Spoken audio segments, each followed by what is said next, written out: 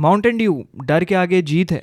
ये हमारे ज़माने का सबसे फेमस कोटेशन है और एक ऐसा कोट है जिसने ना जाने कितने लौंडों को कांड करने पे मजबूर किया है। जब अपने ऋतिक भैया ही कह रहे हैं कि डर के आगे जीत है तो उसके पीछे की भी कोई सॉलिड, बहुत ही सॉलिड रीजनिंग होगी, है ना। आखिरकार वही हमारे बचपन की कहीं ना कहीं मोटिवेशन थी। धूम 2 की यादें ताज़ा हो गई भाई। तुम्हारा तो पता नहीं भाई, लेकिन मैं मैथ्स के पेपर के पहले ज़रूर से ये मंत्र जपता था, लेकिन फिर भी नंबर नहीं आते थे। अब अपने रोशन भैया की रोशनी इतनी उज्ज्वलित ना हो, लेकिन कुछ दार्शनिकों की ज़रूर थी। तो फिलोसफर्स की रेपुटेशन होती है बुद्धिमान होना, वाइज होना, लेकिन उनकी उस बुद्धिमता में कुछ ऐसे कोटेशंस आ जाते हैं जो कि स्ट्रेट अप सैवेज होते हैं। मतलब समझ लो जो ले लेते हैं इंसान की। हम लोग को क्या लगता है, फिलोसफर्स होते हैं बैठे हैं कुर्सी के ऊपर लगा के, सामने कलम है, कागज़ है और सोच रहे हैं, कुछ डीप थॉट्स में पड़े हुए हैं। लेकिन जब वो लिखने पे आते थे ना, वो कलम चलना शुरू होता था तो ऐसे उत्पन्न होके कोट्स निकलते थे, मुहावरे निकलते थे कि भाई साहब इंसान को रियलिटी हिट करा देते थे। आज हम 7 ऐसे फेमस कोटेशंस में जाएंगे। ऐसे तो बहुत सारे हैं बट मैंने 7 चूज़ किए जो मुझे पर्सनली अच्छे लगते हैं, और उसमें एक बोनस कोटेशन भी है। लेकिन ना ना ना ना, वो ऐसे नहीं, यहाँ पे टाइम स्टैम्प नहीं मिलेगा। जिसे स्किप कर करके अपने फेवरेट फिलोसोफर का देख लो और आगे बढ़ जाओ। एक बोनस कोटेशन है यहाँ पे जो कहीं ना कहीं बीच में एक ईस्टर एग की तरह है, छुपा रहेगा। क्रिसमस भी आ रहा है, ईस्टर है ना, ईस्टर एग की तरह है, छुपा रहेगा, जिससे कि तुम लोग वीडियो स्किप ना करो। इंगेजमेंट की लग जाती है भाई। यहाँ पे मैंने उनको रैंकिंग दी हुई है, 1 से चलेंगे, 1 2 3 4 5 6 7। और ये मेरा पर्सनल ओपिनियन है, सबका अपना होता है। अगर आपको लगे कोई कोटेशन मिस हो रहा है जो you think is straight up savage, खतरनाक, कमेंट सेक्शन में जाके उसको लिख सकते हो और ये रैंकिंग भी अपने हिसाब से दे सकते हो जो आपको सही लगे। Comment section is open for you. But लेकिन भाई तैयार रहना, जिन लोगों ने पहली बार सुना है, ये कोट्स अनअपोलोजेटिक रहेंगे, ये कोट्स बोल्ड रहेंगे, ये कोट्स हो सकता है आपको क्रूएल भी लगे, तो उसी हिसाब से तैयार रखना। लेकिन ये बात हमेशा ध्यान में रखना कि ये आपको लाइफ, पावर और ह्यूमन नेचर के बारे में जितना सिखाएंगे ना, कोई कोट नहीं सिखा सकता। तो लेट्स गेट इनटू इट। सबसे पहला, God is dead, God remains dead, Friedrich नीचा। ये तो नंबर 1 पे होना ही था ना। इस चैनल की नींव ही कहीं ना कहीं उनके नाम पे स्थापित करी गई है। अभी ये कोट बहुत फेमस है और ज़्यादातर लोगों को जब ये सुनते हैं ना गॉड इज़ डेड, तो उनको लगता है कि ये मजाक उड़ाया जा रहा है गॉड का, हंसा जा रहा है गॉड को मार दिया है, गॉड नहीं रहा। लेकिन असल में ये उससे बहुत ज़्यादा डीपर है। मैं इसको बहुत बार एलैबोरेट कर चुका हूँ वेरियस वीडियोज़ में, बट जिनको नहीं पता मैं यहाँ पे बता दूँ कि गॉड इज़ डेड अपने को सैवेज या कूल बनने के लिए नहीं है। ये कोई कीबोर्ड वॉरियर नहीं था जो कमेंट सेक्शन में जाके कूल बनने के लिए कुछ भी टाइप करके निकल लेता है। फ्रीडरिक नीचे ने एक वार्निंग दी थी, एक बहुत सॉलिड वार्निंग दी थी। उन्होंने कहा था कि साइंस एडवांस हो रहा है, इनलाइटनमेंट एरा आ रहा है, सब इंटेलिजेंट बनते जा रहे हैं, आसपास की चीज़ें एडवांस होती जा रही हैं और लोग ना गॉड को भूलते जा रहे हैं, और उस वजह से एक एग्जिस्टेंशियल क्राइसिस आने वाला है। और उस एग्जिस्टेंशियल क्राइसिस को इन्होंने नाहिलिज्म कहा, एडवेंट ऑफ नाहिलिज्म। वो आ रहा है, आपको बचना है। अगर हम एपेक्स प्रेडेटर को अगर हम चेन लें, पावर स्ट्रक्चर की चेन लें, उसमें जो सबसे टॉप पे बैठा है विच इज़ गॉड, गॉड को ही हटा देंगे, गॉड को ही एलिमिनेट कर देंगे, तो सब कुछ गिर जाएगा, सब कुछ क्रिपल डाउन हो जाएगा, हर जगह केओस हो जाएगा। फिर क्या करोगे भाई? हमारी मोरालिटी उस हिसाब से बनी है। चलो एक एग्जांपल लो, आने वाले 50 सालों में, 100 सालों में रिलीजन रिप्लेस हो गया पूरी तरीके से साइंस से, एल्गोरिथम से, आर्टिफिशियल इंटेलिजेंस से। फिर क्या होगा? जिसने हमें मोरालिटी दी, जिसने हमें सब कुछ दिया, जो हमारी स्पिरिचुअल टीचिंग में हमें गाइड कर रहा था, सब खत्म हो जाएगा। This world will become a godless world. क्या होगा यहाँ पे? उसके सोल्यूशंस दिए, बहुत प्रकार के सोल्यूशन दिए, विल टू पावर दिया, ऊबरमेंच दिया, इटर्नल रेकरेंस दिया, जो कि मैंने बहुत अलग अलग लेक्चर्स में समझाया हुआ है, वो तो जाके आप वहाँ पे देख सकते हैं। ऑल इन ऑल नीचा ने कहा गॉडलेस वर्ल्ड है, समझदारी से चलना। मैं मजाक नहीं बना रहा, मैं एक वार्निंग दे रहा हूँ। तो सब लोगों को मैं ये कहना चाहूँगा कि सतर्क रहे, सावधान रहे। जय हिंद।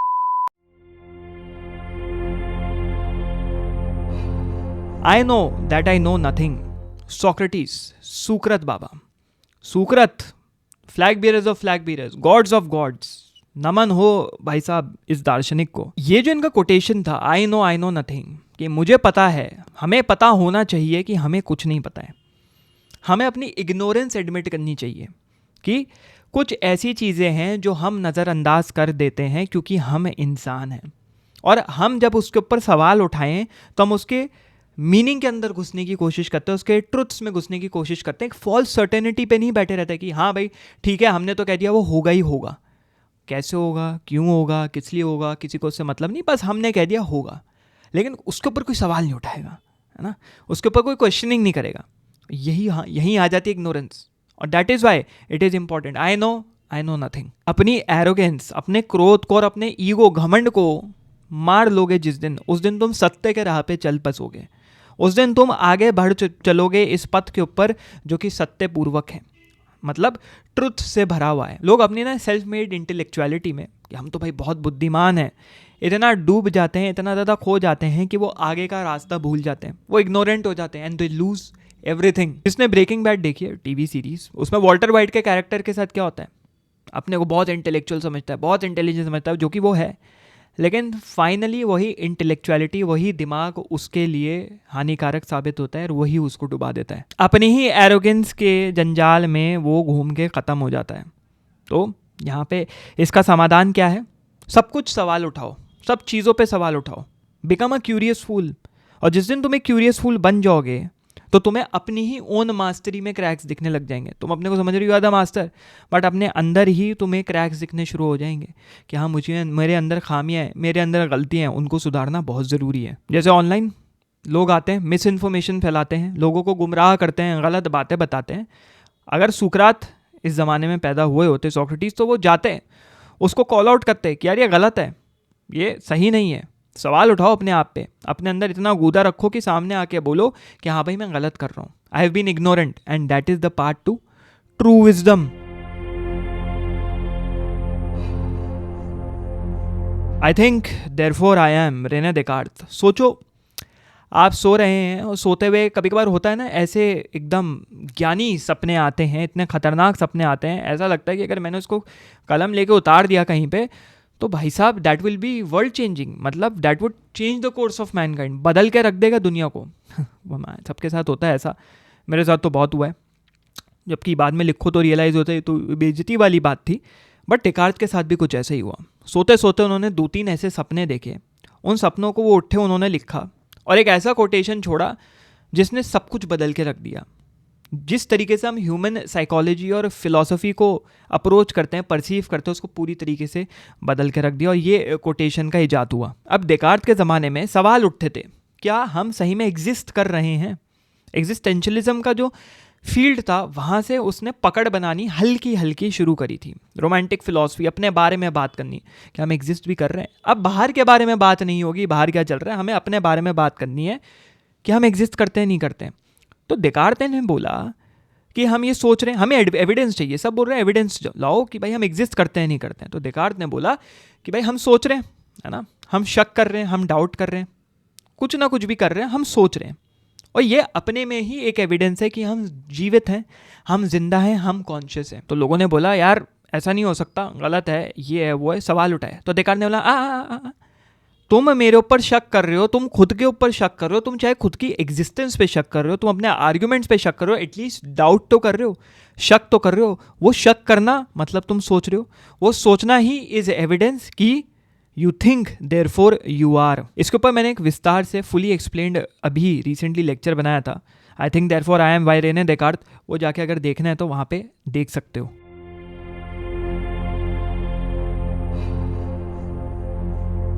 यहाँ पे एक काफ़ी इंटरेस्टिंग कोटेशन, अब यहाँ पे सवाल उठेंगे कि ये कोटेशन यहाँ इस रैंकिंग पे आना चाहिए नहीं चाहिए, बट मुझे लगा इसको यहाँ पे डालना ज़रूरी है और डाल के देखते हैं क्या रिस्पॉन्स रहता है। तो ये कोटेशन है, one is not born but rather becomes a woman. ये दिया सिमोन दे बोगवा ने, है ना, जो पार्टनर थी जॉन पॉल सार्त्रे फिलोसोफर उनकी। तो बोगवा का इस कोटेशन का देने का सिंपल सा सार ये था, मतलब ये था कि वुमेन के जो रोल्स होते हैं, पर्टिकुलरली जेंडर रोल्स, वो नेचुरल नहीं होते, उनको लोग खुद पे खुद बनाते हैं।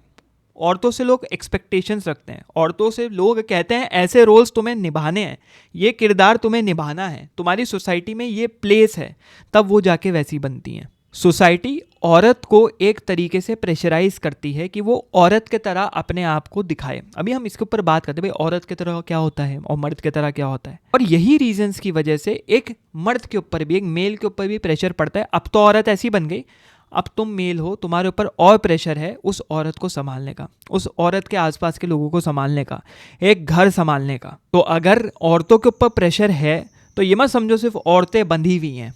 उस प्रेशर की वजह से अब ऑटोमेटिकली वॉलेंटरली या इनवॉलेंटरली मर्दों के ऊपर भी सेम प्रेशर आ रहा है कुछ बनने का। अब यहाँ पे फिजिकल एक्सेप्शन है, हम लोग यहाँ पे फिजिकल स्ट्रेंथ की बात नहीं कर रहे हैं। ऑब्वियसली अगर ओलंपिक्स में तुम किसी औरत को कंटेंट करवा दो वेट लिफ्टिंग में मर्द के साथ, तो वो नहीं जीत सकती। उसकी फिजियोलॉजिकल थ्रेशोल्ड्स है, उसकी स्ट्रेंथ थ्रेशोल्ड्स है, वो उतना वेट नहीं उठा सकती जो एक मर्द उठा पाएगा। वो कैपिंग वहाँ पे रहेगी।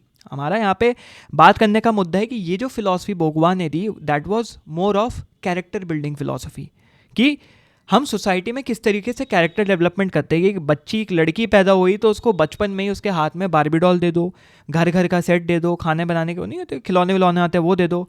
और लड़का है तो लड़के को भाई अलग तरीके की चीज़ें करवाई जाती हैं। तो वो जो है बायोलॉजिकल डिफरेंसेस तो अलग हैं, लेकिन जो सोसाइटी एक तरीके से मोल्ड कर देती है आइडेंटिटी को, कि लड़की है तो बारबी डॉल से ही खेलेगी, लड़का है तो वो हॉट व्हील से ही खेलेगा, ये गलत है। यहाँ पे बोनस आता है, ढूंढ रहे थे ना जो लोग, ढूंढ रहे थे स्किप कर करके, जो नहीं ढूंढ रहे थे वेरी वेल एंड गुड। यहाँ पे आता है be don't try to become. ये कहा ओशो ने। हमारे ओशो आए यहाँ पे, इन्होंने एक बहुत ही खतरनाक कोटेशन दे दिया। लगने में बड़ा सिंपल सा है, इसमें है क्या, लेकिन डेप्थ बहुत है। इसका सिंपल मीनिंग है, बहुत ही सिंपल मीनिंग है, और वो है स्टे प्रेजेंट। जो हो जैसे हो वैसे रहो।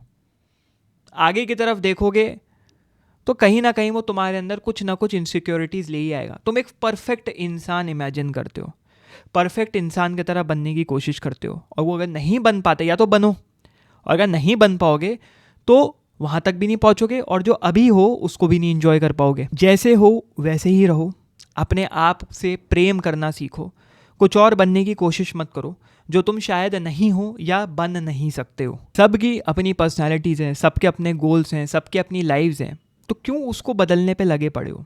जो अपने अंदर हो, जो अंदर से हो, बोलते थे ना ओशो बार बार, अपने अंदर झांक के देखो, जो अंदर से हो उसको बेहतर करने की कोशिश करो ना। एक ज़िंदगी है, एक खूबसूरत प्रेशियस ज़िंदगी है, उसको भी तुम वेस्ट करने में तुले पड़े हो, मत करो भाई। 5वें नंबर पे हम रखते हैं इस कोटेशन को, one must imagine Sisyphus happy. Albert Camus ने दिया ये कोट। और एल्बर्ट कामू एक फ्रेंच फिलोसफर थे। इन्होंने दुनिया को अपनी फ़िलॉसफ़ी से तो एकदम वो की कर ही दिया, एकदम प्रभावित कर ही दिया, बट औरतों में भी ये बड़े फेमस थे अपनी खूबसूरती की वजह से, अपने हैंडसमनेस की वजह से, अगर कोई ऐसा शब्द होता है। बट इनकी एंडिंग बड़ी अनफॉर्चुनेट और ट्रैजिक थी। ये कार क्रैश में इनका देहांत हो गया। बहरहाल वहाँ पे हम ना जाते हुए कामू ने एक कैरेक्टर के बारे में बात करी, सिसिफस, जो कि ग्रीक माइथोलॉजी में एक राजा था। सिसिफस पूरी कहानी है, लेजेंड है, मैं यहाँ पे एक्सप्लेन नहीं करूँगा, बहुत लंबा हो जाएगा। जिसमें सिसिफस को गॉड ऑफ डेथ और जो अंडरवर्ल्ड के गॉड्स होते हैं उनसे एक पनिशमेंट मिली कि एक पहाड़ी के ऊपर इस बोल्डर को पहुँचाना है, उस पार पहुँचाना है, ऊपर तक पहुँचाना है। सबकी अपनी इंटरप्रिटेशन है, लेकिन जैसे ही वो बोल्डर को ऊपर तक पहुँचाते, वो जो सिसिफस पहुँचाता वो नीचे आ जाता। वो पनिशमेंट थी सिसिफस की। ये करते रहना इटर्निटी तक। क्यों इटर्निटी तक? क्योंकि वो उस पार कभी जाने ही नहीं वाला, खड़ी पहाड़ी है। जैसे ऊपर तक जाएगा वापस रोल डाउन कर जाएगा, फिर वो वही चीज़ करेगा जब तक। सबसे खराब, सबसे गंदी पनिशमेंट ही है, जला दो, मार दो, काट दो, लेकिन नहीं, ये करना है। तो अब भाई सिसिफस, अगर सिसिफस इस चीज़ में सक्सेसफुल नहीं होगा तो सिसिफस तो हर वक्त परेशान रहेगा, सिसिफस तो हर वक्त रोता रहेगा। उसी का सोल्यूशन दिया कामू ने। ये मत सोचो कि सिसिफस रोएगा, ये मत सोचो सिसिफस सक्सेसफुल नहीं हो पाएगा। ये इमेजिन करो कि सिसिफस वही करने में ही अपनी खुशी ढूंढ लेगा। हम हर चीज़ में ये इमेजिन करते हैं कि there is a story of hope. हम ये उम्मीद रखते हैं कि सिसिफस एक दिन वो पत्थर उस तरफ पहुंचा देगा तो वाह वाह वाह वाह क्या मज़ा आ जाएगा। बट इसी में आप रेस अपनी हार गए, क्योंकि हो सकता है कोई होप वहाँ पे है ही नहीं। लेकिन आपके पास एक मौका है इन चीज़ों को जकड़ के अपने पास रखने का। मतलब जो अभी आप कर रहे हैं उसको एम्ब्रेस करो। अगर आप परेशान रहोगे, हैरान रहोगे, यार मेरे को तो खुशी नहीं मिल रही, मैं क्या करूँगा, ये पत्थर तो तरफ जाएगा ही नहीं, तो सिसिफस रोता रहेगा, सिसिफस सफरिंग में रहेगा। सिसिफस को उस चीज़ को एम्ब्रेस करना। हमारी ज़िंदगी में होता है ना कि हम लोग कोई चीज़ रोज़ कर रहे हैं, दिन प्रतिदिन कर रहे हैं, है ना, कॉलेज जा रहे हैं, स्कूल जा रहे हैं, ऑफिस जा रहे हैं, बोरिंग काम कर रहे हैं, लगता है यार क्या है इसका मीनिंग है, क्या we are doomed, by something और दी अदर, या वी आर ऑटोमेटिकली डूम्ड, क्या हमें पनिशमेंट मिली है यूनिवर्स की तरफ से ये चीज़ें रोज़ दिन रात करने की, और ये उम्मीद मत रखो कि उस तरफ कुछ होने वाला है, हो सकता है कुछ ना हो। तो इसी में आपको अपनी खुशी ढूंढनी है, इसी में आपको अपना जॉय ढूंढना है। वो कुछ भी हो सकता है भाई, तुम ऑफिस से अगर कारपूल करते हुए वापस आ रहे हो, या अपनी स्कूल बस में वापस आ रहे हो, कॉलेज वैन में, ट्यूशन वैन में वापस आ रहे हो, कोई लड़की है जिससे तुम्हें बात करने में अच्छा लगता है तो उस बोरिंग रूटीन में तुम्हें कुछ इंटरेस्टिंग मिलता है, या फिर तुम जिम से वापस आने के बाद एक अच्छे मैंगो फ्लेवर्ड का या फिर चॉकलेट फ्लेवर्ड का प्रोटीन शेक पीते हो, जिसको पी के तुम्हें एक सेटिस्फैक्शन मिलती है, खुशी मिलती है, वही अपने में काफ़ी है। या ऑफिस से आने के बाद अपने दोस्तों के साथ अड्डे पे जाके मोमोज पेलते हो, वो भी ना एक खुशी है। तो इस मंडेन ज़िंदगी में वो एक खुशी का छोटा सा अवसर है। होता है ना, हम लोग परेशान होते हैं, एग्ज़ाम में थक जाते हैं, तो हाँ कोई बात नहीं भाई, थोड़ा सा हम ज़रा हल्का सा क्या कर लेंगे, हल्का सा एक नेटफ्लिक्स सीरीज़ देख लेंगे, एक एपिसोड देख लेंगे, वो बोरिंग रूटीन को खुशी बना देता है। हम पूरे दिन उसको सोच के खुश होते हैं, या घर जाके वो एक एपिसोड देखेंगे, मस्त अपनी चाय कॉफ़ी हाथ में लेके, खा पी के अपना नाइट टाइम रूटीन देख दुख के अपना थोड़ा सा चैट चूट करके सो जाएंगे। That is what life is, that is how you should look at life. तो one must imagine Sisyphus happy, imagine ही कर सकते हो।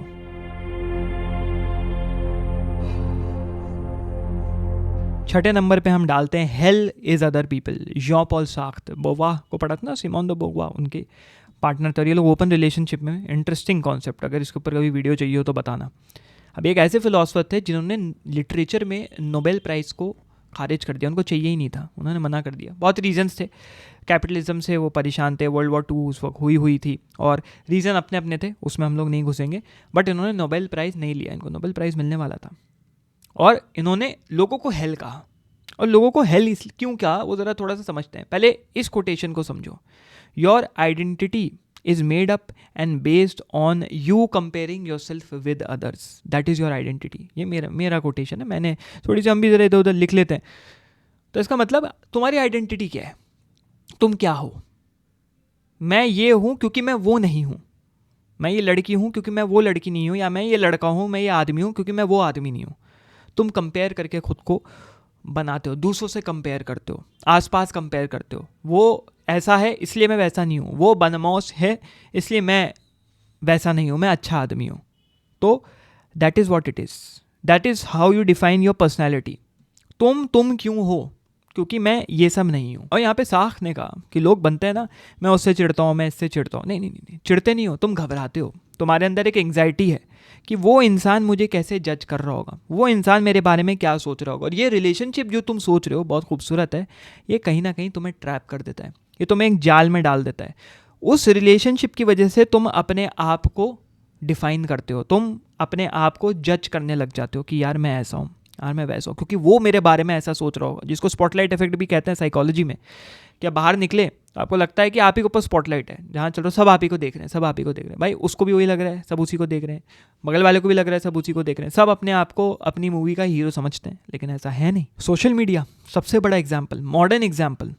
हम कोई ऐसी चीज़ ऑनलाइन पोस्ट करते हैं जो हमें बहुत ज़्यादा पसंद है, लेकिन हम घबराते हैं, क्या लोगों को ये पसंद आएगा, क्या लोगों को अच्छा लगेगा, क्या लोग इस पर क्रिटिसिज्म देंगे, क्या लोग इसको ऊपर गाली गलौज करेंगे, क्या लोग इसको लेके बदमाशी करेंगे हमारे साथ। तो हम अपने आप को ही जज करने लग जाते हैं, अपने आप के बारे में ही बुरा फील करने लग जाते हैं, और वो हमें डाउन खींचता है।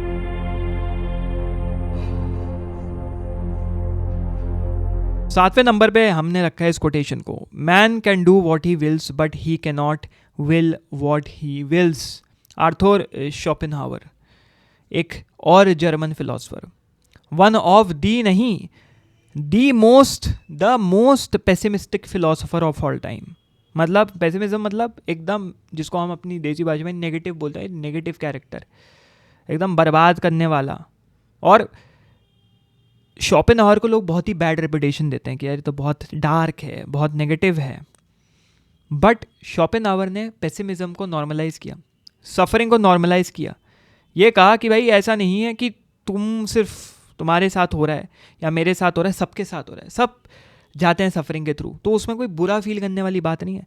तो अगर एक तरफ शोपेनहावर को लोग देखते हैं कि भाई बहुत पेसिमिस्टिक और नेगेटिव और डार्क फिलोसफर है, उस तरफ उनकी इज्जत ये भी है कि उन्होंने इस चीज़ को नॉर्मलाइज किया एक टैबू की तरह माना जाता है। टैबू मतलब ऐसी चीज़ जिसके बारे में बात मत करो, जैसे sex is a taboo topic in India, बात नहीं करेंगे, लोग बताएंगे नहीं, एक दूसरे से कभी नहीं वार्तालाप करेंगे। बट इन्होंने कहा नहीं भाई, सफरिंग भी ऐसे ही है, सफरिंग के ऊपर ज़्यादा बात होनी ज़रूरी है, सेक्स को हटाओ, सफरिंग के ऊपर बात करो। इस कोटेशन का मतलब ये निकल के आता है कि हम एज इंसान अपने एक्शन ज़रूर चूज़ कर सकते हैं, लेकिन अपने डिज़ायर्स जो उस एक्शन की तरफ हमें लेके जा रहे हैं वो नहीं चूज़ कर सकते। क्यों हमें खाना खाना है, क्यों हमें रिलेशनशिप में जाना है, हमको लग रहा है ये मेरी चॉइस है, ये तुम्हारी चॉइस नहीं है। तुम्हारे अंदर एक अनकॉन्शियस ड्राइव है, तुम्हारे अंदर एक इंस्टिंक्ट है, एक इनर इंस्टिंक्ट है, अ थिंग इन इटसेल्फ, वो है जो तुम्हें कंट्रोल कर रही है, वो तुम्हारी डिज़ायर है। तुम्हें लग रहा है you are in control of your life, but you are not. वो जो अंदरूनी डिज़ायर है वो तुम्हें कंट्रोल कर रहा है। और यही विल टू लिव,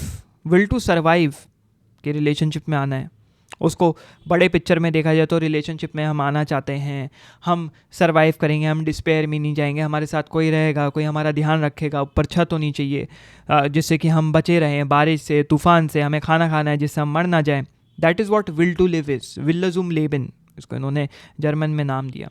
हम ये जानबूझ के नहीं करना चाहते कि भाई हम कर रहे हैं, दिस इज़ आवर चॉइस, ये हो रहा है, तुम्हारे कंट्रोल में नहीं है और ये होगा। एग्जाम्पल, कोई मोटा इंसान है, वो मोटा कैसे होता है, ओबेसिटी है जिसको, कैसे होता है, उसको पता है जो वो खा रहा है जंक है, उसको भी पता है कि ये हेल्दी नहीं है, लेकिन वो खाए जा रहा है, जैसे उसके अंदर का कोई स्विच ऑन हो रखा है जो ऑफ ही नहीं हो रहा भाई, ऐसा शॉर्ट सर्किट हुआ है उसके भेजे का कि वो ऑफ ही नहीं हो रहा।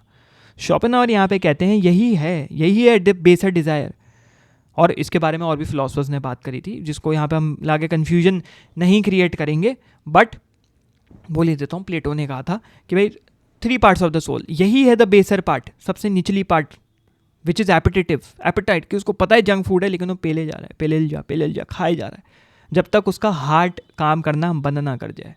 और तुम इस इंस्टेंट को ओवरकम नहीं कर सकते, और अगर ओवरकम करोगे भी तो तुम्हें लगेगा लो मैंने ओवरकम कर लिया, अब मैं हेल्दी डाइट ले रहा हूँ, तो वो नहीं, वो भी that is also your will to live, क्योंकि तुम्हें लग रहा है कि तुम मर जाओगे, इसलिए नाउ यू हैव ओवरटर्न्ड इट। और ये मैंने कोटेशन 7वें नंबर पे इसलिए रखा क्योंकि एक टाइम पे जाके फ्रीडरिक नीचे बाबा ने इसको डिबंक कर दिया था अपने विल माख्त, विल टू पावर के कॉन्सेप्ट से, कि विल टू लिव से बड़ा भी एक कॉन्सेप्ट है, विल टू लिव ही सब कुछ नहीं होता। कुछ लोग होते हैं जो सिर्फ जीने के लिए नहीं और करने के लिए भी जीते हैं, जैसे स्काई डाइविंग करना है ना, अंडर स्नॉकलिंग करना, वो डीप डाइविंग करना, पता है उनको मर जाएंगे फिर भी करते हैं। स्काई डाइविंग में हो सकता है पैराशूट ना खोले फिर भी करते हैं, तो that is not will to live ना, that is will to power, they want to become their best self. तो ये थे 7 कोटेशंस। लेकिन यहाँ पे एक बहुत इंपॉर्टेंट चीज़ मुझे बतानी है, जिसको 7 कोटेशन से मतलब था वो जा सकते हैं, हो गया, लेकिन आगे जिसको सुनना है वो सुन सकता है। लोगों ने बार बार मुझसे पूछा, बहुत बार पूछा, कमेंट्स में पूछा, डीएम में आके पूछा, फेसबुक तक लोग पहुंच गए भाई साहब। And the primary question they asked was कि मैं कैसे करता हूँ ये सब, वीडियोस बनाना, कंसिस्टेंसी रखना ना, ये भी नहीं कि मैं बैच प्रिपेयर कर रहा हूँ एक ही बार में बैठ के, अलग अलग दिन पे वीडियोस बनाना, बिजनेसेस इतने चलाना, इतना रेवेन्यू करता हूँ, मल्टीपल लैक्स, इतनी कंट्रीज़ घूमता हूँ, इधर उधर जाता हूँ, सब कुछ, how do I manage everything together, consultancy करता हूँ, ये एनर्जी का राज क्या है, कैसे मैं 16 घंटे काम कर लेता हूँ दिन में, 100+ आवर्स अ वीक, हर दिन 16 घंटे नहीं, मतलब 100+ हो जाता है। इसके पीछे की एनर्जी का क्या राज है, उसके लिए मैं एक इंटरेस्टिंग चीज़ लॉन्च करने वाला हूँ। वो कोई कोर्स नहीं होने वाला, वो कोई ई बुक नहीं होने वाली, वो कोई डिजिटल मेंटोरशिप या वर्कशॉप नहीं होने वाली, वो एक इंटरेस्टिंग कंजम्पशन वाली चीज़ है जो कि मैं ऑन अ डेली बेसिस इस्तेमाल करता हूँ। और वो क्या है, कैसी है, मैं उसको लॉन्च भी करने वाला हूँ वेरी सून। क्या फ़ायदा होता है उससे, कैसे वो तुम्हारी ज़िंदगी बेटर बनाएगा।